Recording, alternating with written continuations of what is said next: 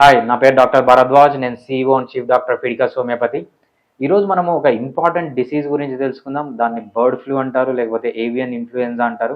ఇది చాలా ఇంపార్టెంట్, ఎందుకంటే స్లోగా ఈ వైరస్ అనేది బర్డ్స్ నుంచి మ్యామల్స్లోకి వస్తుంది, అంటే పాలిచ్చే జంతువుల్లోకి వస్తుంది. ఈ వైరస్ కౌస్లోకి వచ్చింది, తర్వాత బఫెల్లోస్లోకి వచ్చింది, అదేవిధంగా ఫాక్సెస్ అంటే నక్కల్లోకి వచ్చింది, సీ లయన్స్ అంటాము, సీల్స్ అంటాము, కొన్నిసార్లు ఎలకల్లో కూడా ఇది స్లోగా మూవ్ అవుతుంది అనమాట. అదేవిధంగా హ్యూమన్ బీయింగ్స్లోకి కూడా వస్తుంది. యాజ్ ఆఫ్ నౌ ఈ వైరస్ అనేది అంత విరులెంట్ కాదు. మనకు 2009 నుంచి తీసుకుంటే ఇప్పుడు వరకు ఓన్లీ 900 హ్యూమన్ బీయింగ్స్ మాత్రమే ఇన్ఫెక్షన్ జరిగింది. దీన్ని మనం చాలా తక్కువ అని చెప్పచ్చు. కాకపోతే మనం చాలా జాగ్రత్తగా ఉండాలి. ఎందుకు అంటే దానికి ఒక ఇంపార్టెంట్ రీజన్ ఉంది. ఫర్ ఎగ్జాంపుల్, వైరస్ మల్టిప్లై అయ్యేటప్పుడు దానికి ఒక జెనెటిక్ మెటీరియల్ ఉంటుంది. ఈ జెనెటిక్ మెటీరియల్‌లో కొన్ని చేంజెస్ వస్తూ ఉంటాయన్నమాట. దాన్ని మనం ఏమంటామంటే మ్యుటేషన్స్ అంటాం.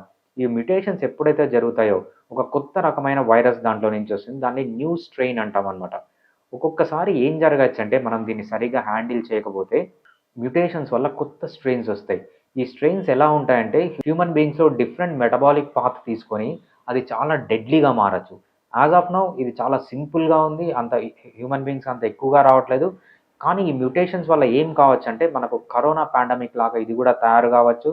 సో డెడ్లీగా కావచ్చు, చాలా మందిని ఇన్ఫెక్ట్ చేయొచ్చు. అందుకు ఈ వైరస్‌ని మనము ఇనీషియల్‌గానే చాలా జాగ్రత్తగా హ్యాండిల్ చేసి దాన్ని గనక చంపేస్తే సో అంటే సీరియస్ ఫార్మ్స్‌లోకి ఎళ్ళకుండా మనము కాపాడొచ్చనమాట. ఇది ఎవరిలో ఎక్కువగా వస్తుంది? ఎవరైతే పౌల్ట్రీ ఫార్మ్స్ అంటే కోళ్ల ఫార్మ్స్ దగ్గర ఎక్కువ పనిచేస్తారో, లేకపోతే జంతువుల దగ్గర ఎక్కువగా ఉంటారో, బర్రెల దగ్గర, గొర్రెల దగ్గర, అదే విధంగా కౌస్ దగ్గర ఎక్కువ పనిచేస్తుంటారో, అంతేకాకుండా ఎక్కువ స్లాటరింగ్ హౌసెస్ అంటే మన అనిమల్స్‌ని చంపి అమ్ముతూ ఉంటారు చూసారా వాళ్ళకి. అదేవిధంగా హౌస్ హోల్డ్ విమెన్ గూడా ఎవరైతే ఎక్కువ హ్యాండిల్ చేస్తూ ఉంటారో, ఇంట్లో చికెన్ తయారు చేసేవాళ్ళు, మటన్ తయారు చేసేవాళ్ళు, దీంతో వంటలు చేసేవాళ్ళు, వీళ్ళు గూడా చాలా హై రిస్క్‌లో ఉంటారు. దాంతో పాటు పెట్స్ అమ్మేవాళ్ళు అంటే పెట్ షాప్స్ మనకు చూస్తుంటాం గదా! ఈ పెట్ షాప్‌లో వాళ్ళకి గూడా ఎక్కువ వచ్చే ఛాన్స్ ఉంటుంది. అదే విధంగా వీళ్ళకే కాదు, వీళ్ళ చుట్టుపక్కల ఉన్న ఫ్యామిలీ మెంబర్స్‌కి, ఫ్రెండ్స్‌కి గూడా వచ్చే ఛాన్స్ చాలా ఎక్కువ ఉంటుంది. అందుకు మనము ఈ డిసీజ్ గురించి చాలా జాగ్రత్తగా ఉండాలి. ఈ వీడియో ఎండ్ వరకు చూడండి, ఎందుకంటే నేను మీకు కొన్ని టిప్స్ ఇస్తాను. ఎలా హ్యాండిల్ చేయాలి ఈ డిసీజ్ రాకుండా, అదేవిధంగా వస్తే లేకపోతే ప్రివెంటివ్‌గా హోమియోపతిలో ఏం చేయొచ్చు, హోమియోపతి ఈ డిసీజ్‌ని మీకు రాకుండా ఉండడానికి, అదేవిధంగా వస్తే ఎలా హ్యాండిల్ చేయొచ్చని నేను క్లియర్‌గా ఈ వీడియోలో మీకు చెప్తాను. బేసిక్‌గా avian influenza or bird flu అంటే ఏంటంటే ఇది ఒక ఇన్ఫ్లుయెన్జా వైరస్. అంటే మన కామన్ కోల్డ్, మనకు జలుబు ఎలా వస్తుంది అలానే ఉంటుందన్నమాట. ఫీవర్ ఉండొచ్చు, లేకపోతే సింపుల్ రెస్పిరేటరీ ఇన్ఫెక్షన్ నుంచి ఒక్కొక్కసారి డెడ్లీగా మారచ్చు. ఎలా అంటే నిమోనియా వచ్చి రెస్పిరేటరీ ఫెయిల్యూర్‌తో చనిపోవచ్చనమాట. సింపుల్ ఫార్మ్స్ నుంచి చాలా డెడ్లీ ఫార్మ్స్ వరకు ఉంటుంది. అందుకు మనం ఈ డిసీజ్‌ని చాలా జాగ్రత్తగా హ్యాండిల్ చేయాలి. సైన్స్ అండ్ సిమ్టమ్స్‌కి వచ్చేటప్పటికి మీకు గన ఈ ఈ సిమ్టమ్స్ ఉంటే ఫీవర్ ఉండడం గానీ, కొంచెం జ్వరం ఉండడం గానీ, గొంతు నొప్పి ఉండడం గానీ, గొంతులో మంట ఉండడం గానీ, ఇచ్చింగ్ ఉండడం గానీ, కాకపోతే ఐస్‌లో రెడ్‌నెస్ ఉండడం గానీ, లేకపోతే నోస్‌లో గానీ ఎక్కడన్నా మీకు బాగా దురద ఉండడము, రెడ్‌నెస్ ఉండడము, స్వెల్లింగ్ ఉండడము, సో అంతేకాకుండా బాడీ పెయిన్స్ ఉండడము, ఫీవర్ వచ్చినట్లు ఉండడము, కొంచెం నాజియా అంటే వామిటింగ్ వచ్చినట్లు ఉండడము, వామిటింగ్స్ రావడము, ఇవన్నీ కామన్ సిమ్టమ్స్‌గా మనము ఈ డిసీజ్‌కి చెప్పొచ్చనమాట. ఇది ఎర్లీ స్టేజెస్‌లో. కాంప్లికేటెడ్ స్టేజెస్‌లో ఏమవుతుందంటే ఊపిరి సరిగ్గా ఆగకపోవడము, రెస్పిరేటరీ ఫెయిల్యూర్‌లోకెళ్ళి డెత్‌కి గూడా ఎళ్తుంది. సో చాలా జాగ్రత్తగా ఉండాలి ఈ సిమ్టమ్స్ మీలో ఏవన్నా కనిపించాయి. ఈ డిసీజ్ ఒకరి నుంచి ఒకరికి ఎలా వస్తుంది? మామూలుగా బర్డ్స్ గానీ, అనిమల్స్ గానీ తిరిగే ప్లేస్‌లో ఉంటే మీరక్కడ చేతులు పెడతారు. ఆ చేతుల్ని మీరు మళ్ళీ కళ్ళల్లో పెట్టుకొని, ముక్కులో పెట్టుకొని, నోట్లో పెట్టుకుంటే ఏమవుతుందంటే ఇవి ట్రాన్స్‌ఫర్ అనేది జరుగుతుందన్నమాట. అంతేకాకుండా ఎయిరోజాల్‌లో గూడా ఉంటుంది. ఎక్కడైతే ఈ అనిమల్స్ తిరుగుతూ ఉంటాయో ఎయిర్‌లో గూడా ఇది స్మాల్ డ్రాప్‌లెట్ ఇన్ఫెక్షన్ గానీ, ఎయిరోజాల్ లాగా ఉంటుంది. ఎప్పుడైతే మీరు దాన్ని ఇన్‌హేల్ చేస్తారో మీకు గూడా వచ్చే ఛాన్స్ ఎక్కువగా ఉంటుంది ఈ డిసీజ్. మనం పాథాలజీ చూసుకున్నట్లయితే అసలు ఏం జరుగుతుంది? ఒక్కసారి వైరస్ మీ బాడీలోకి ఎంటర్ అయినప్పుడు ఫస్ట్ మీ అప్పర్ రెస్పిరేటరీ ట్రాక్ట్ అంటే మీ కళ్ళల్లో గానీ, లేకపోతే ముక్కులో గానీ, నోట్లో గానీ, థ్రోట్‌లో గానీ, అదేవిధంగా చెవులల్లో గానీ ఎంటర్ అవుతుంది. ఇక్కడ ఇన్‌ఫ్లమేషన్‌ని కాజ్ చేస్తుంది. ఇన్‌ఫ్లమేషన్ కాజ్ చేయడం అంటే రెడ్‌నెస్ రావడము, స్వెల్లింగ్ రావడము, ఇచ్చింగ్ రావడము, బర్నింగ్ పెయిన్ రావడము, ఇవన్నీ అప్పర్ రెస్పిరేటరీ ట్రాక్ట్‌లో. అదేవిధంగా బాగా కోల్డ్ రావడము, రన్నింగ్ నోస్ రావడం, ఇవన్నీ జరుగుతాయి. ఒక్కసారి లోపలికి ఎంటర్ అయిందంటే ఇది సో మీ రెస్పిరేటరీ సిస్టమ్‌ని డ్యామేజ్ చేస్తుంది. రెస్పిరేటరీ సిస్టమ్‌ని డ్యామేజ్ అయినప్పుడు దాన్ని న్యూమోనియా అంటారు. రెస్పిరేటరీ ఫెయిల్యూర్ అంటారు. సో ఇవన్నీ సీరియస్ కాజెస్. సో అందుకు మీరు చాలా జాగ్రత్తగా ఉండాలి ఈ సిమ్టమ్స్ మీకేమన్నా వస్తే. కన్వెన్షనల్ ట్రీట్మెంట్ లేదా అలోపతి లేకపోతే ఇంగ్లీష్ మెడిసిన్ లేదా వెస్టర్న్ మెడిసిన్ అంటాము. దీంట్లో ఎలా ఉంది ట్రీట్మెంట్? సో మీకు ఈ సిమ్టమ్స్ వచ్చినప్పుడు ఒక ఈఎన్టీ డాక్టర్ దగ్గరకో, లేకపోతే ఇంటి దగ్గర ఉన్న కార్పొరేట్ హాస్పిటల్ దగ్గరకో, లేదంటే ఇంటి దగ్గర ఉన్న డాక్టర్ దగ్గరకో వెళ్ళేటప్పుడు, లేకపోతే ఫేమస్‌గా మీరు మెడికల్ స్టోర్‌కెళ్ళి మందులు తెచ్చుకుంటుంటారు. సో ఇవన్నీ మనం ఇంగ్లీష్ మెడిసిన్ అంటాము. దీంట్లో వీళ్ళకి ఏం ట్రీట్మెంట్ ఉంది? వీళ్ళకి స్పెసిఫిక్‌గా దీనికి ఏం ట్రీట్మెంట్ లేదు. సో సింప్టమాటిక్ ట్రీట్మెంట్ అన్నమాట. ఫీవర్ వస్తే పారాసెటమాల్, కోల్డ్ వస్తే ఇంకో మెడిసిన్ లాగా సింప్టమాటిక్ ట్రీట్మెంట్ తప్పితే ఈ డిసీజ్‌ని అరికట్టడానికి, ప్రివెంట్ చేయడానికి వీళ్ళకి ఎటువంటి మెడిసిన్స్ లేవు.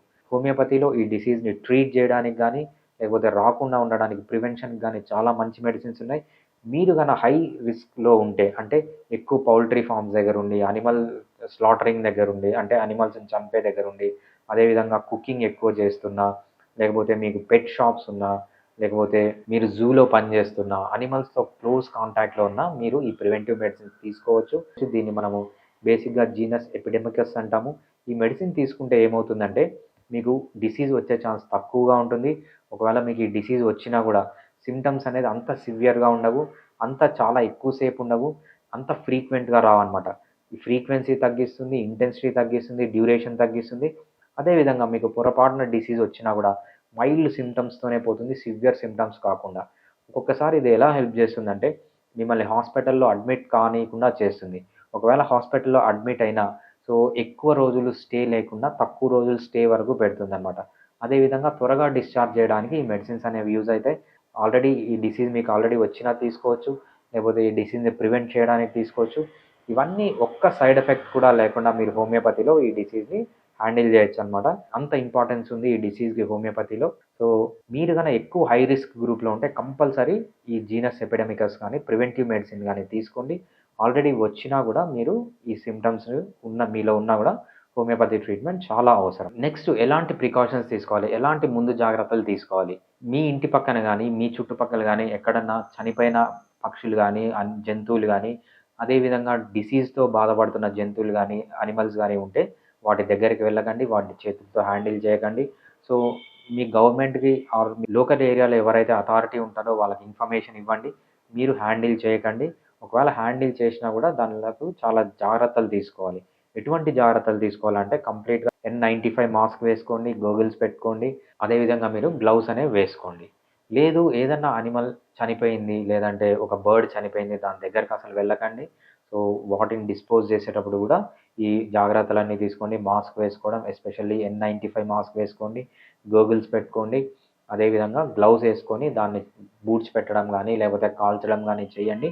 సో కంపల్సరీ లోకల్ అథారిటీ ఏదైతే ఉందో, గవర్నమెంట్ ఏదైతే ఉందో దానికి ఇన్ఫార్మ్ కంపల్సరీ చేయండి. ఎంత వీలైతే అంత తక్కువ యానిమల్స్ కాంటాక్ట్‌లో ఉండండి. మీకు పెట్స్ ఉన్నా కూడా ఎక్కువ దగ్గరికి పోకండి.